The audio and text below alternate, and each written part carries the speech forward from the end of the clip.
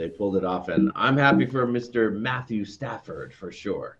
Yeah, a lot of people on that team I'm pretty stoked for. But yeah, like I was telling Patrick early this morning, it's one of those things where I've never remembered after a Super Bowl not knowing at all who the MVP was going to be. It seemed like it was up for grabs for almost anybody. When Aaron Donald closed out the game, I thought for a second, man, they're going to give it to him.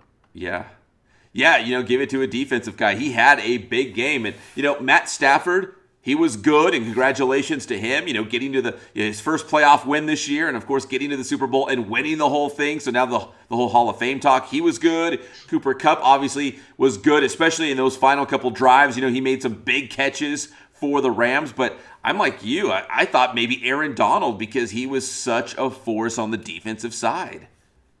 Well, and even when they were up there on the podium, Andrew Whitworth was up there. And I'm like, you could make an argument that he could be the MVP. I think they only gave up 1 sack, and he was part of the reason it came out the story of the week of how Matt Stafford came to be on the Rams. He was a big part of that. Yeah, for me, those plays that Aaron Donald made, they're so impactful. I'm like, that is MVP stuff right there. When one guy out of 11 can control the game. I mean, once he got a hold of Joe Burrow, I was like, here we go. Yeah. That guy can wreck shop like nobody's business. I can easily say, at least for me, he is the greatest defensive tackle ever.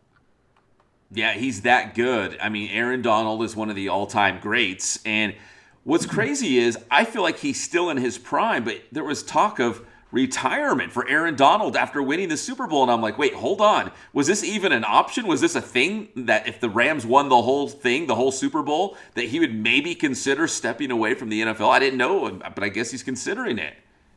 What's his contract situation? Does he have a contract coming up? Because if he does, this is genius. See, I was wondering if it's maybe some kind of a contract leverage thing. But I mean, even the same thing was going down with McVay.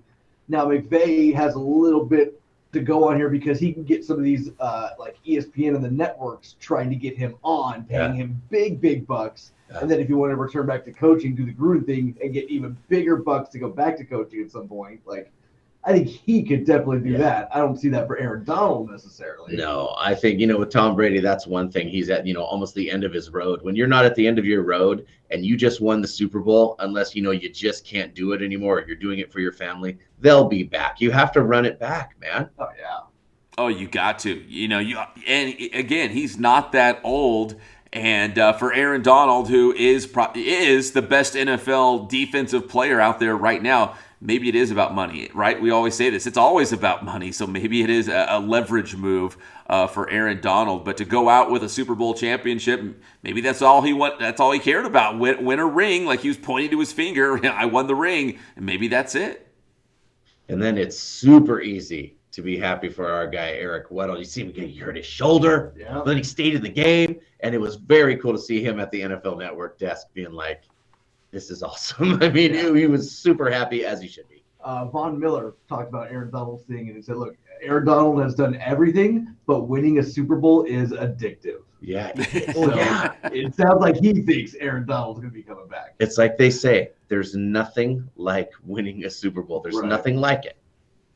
Yeah, and the Rams, if they play their cards right, they're going to have everybody back. They're going to get the band back together. They'll make another run. I think the NFC, it's hard to predict what the NFC might look like next year. We don't know where Aaron Rodgers is going to be in Green Bay. Tom Brady, for now, is not a Tampa Bay Buccaneer. Like, the NFC could be wide open next year because we just don't know. Are the Packers going to be the Packers? Will the Bucs be the Bucs? It could be up for grabs, and the Rams should be the favorite going into next year if we're looking ahead that far.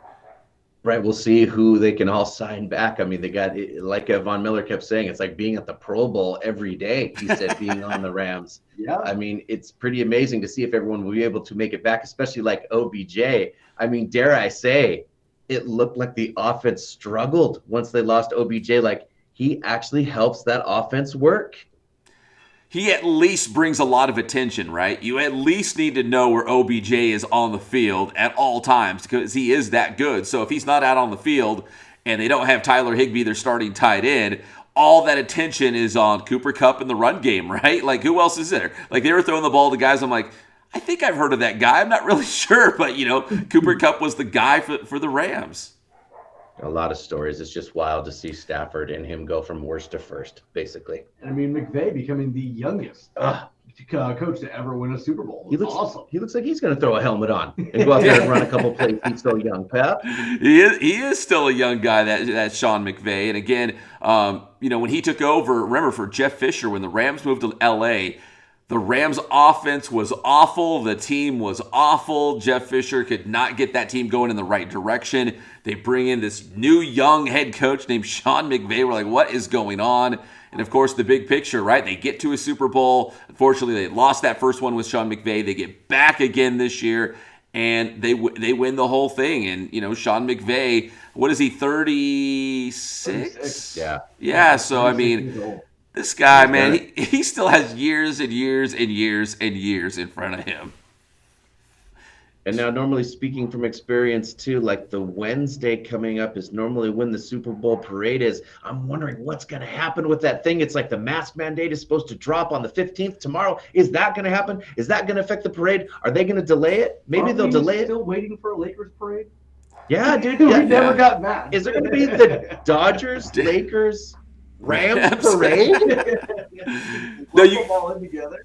Yeah, you guys are exactly right, man. Dodger fans didn't get to celebrate their World Series title, and the Lakers, they won the NBA title in the bubble season, I guess as we'll always call it when we look back on history. And they didn't get a real, send off, a big parade or celebration or rally in downtown. So maybe this will be everyone's going to be flying their own colors at this big LA championship, celebration that's going to be coming up for the Rams. Guys, I did want to point out, too, you mentioned Eric Weddle. I've got to point out Dante Dion. He is from Summit High School in Fontana, DB for the Rams, also winning the Super Bowl. And the long snapper for the Rams, Matt Orzek, Paloma Valley High School grad from Menifee. So he also won a Super Bowl championship. So we had several IE guys on this Rams team winning the championship.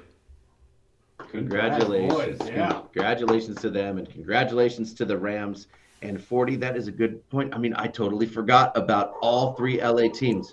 Could do a super celebration. Hopefully that will be coming up. Pep, tell them how to get your stuff. Hey, check us out on Inland Sports. Actually, we got video of the California School for the Deaf Riverside. The football guys were out there for the coin toss for the Super Bowl. So check us out online, Inland Sports, Twitter, Facebook, Instagram, and the Inland Sports YouTube channel. Thanks, Pat.